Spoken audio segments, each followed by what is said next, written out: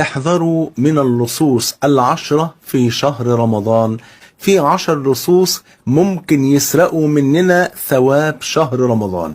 اللص الأول التلفزيون اللي بيفسد على الناس صيامها وبيقضي على الأجر والثواب. ممكن إنسان يصوم ويقرأ القرآن ما شاء الله ويجتهد ويجي يتفرج على فيلمين و3 كليبات يخلصوا على كل حسناته. طب وليه ما نخلي التلفزيون دوت لبرنامج ديني أو ننشط أخبار لو احتاجنا نعرف الأخبار، أو نقفله خالص وفي شهر رمضان نجتهد في تلاوة كتاب الله سبحانه وتعالى. رقم 2 اللص الثاني وسائل التواصل الاجتماعي اللي في الغالب بتهدر عمر الإنسان، إلا إذا كنا بنستثمر وسائل التواصل الاجتماعي في الدعوة إلى الله والدلالة على الخير، فهذا أمر محمود جدا بفضل الله سبحانه وتعالى.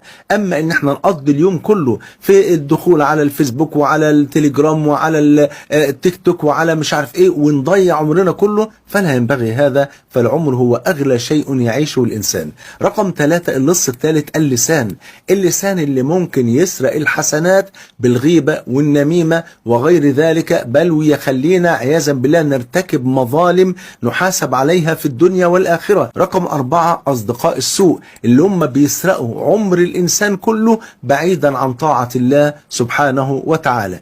العدو الخامس أو اللص الخامس عقوق الوالدين وقطيعة الأرحام، وده أكبر لص بيسرق منكم أصل العمل نفسه فلا يقبل. العاق الوالدين يعني اللي بيعق أمه وأبوه لو صام رمضان وحج وصلى وزكى وجاهد في سبيل الله لا يقبل الله منه أي عمل. رقم 6 اللص السادس السهر بغير فائدة، لأن السهر بغير فائدة قد يحرم الإنسان من التهجد ومن الاستغفار في الثلث الأخير من الليل ومن مناجاة المولى عز وجل، وإن الإنسان يطلب من المولى عز وجل كل خير في الدنيا والآخرة في هذا الوقت المبارك من الليل.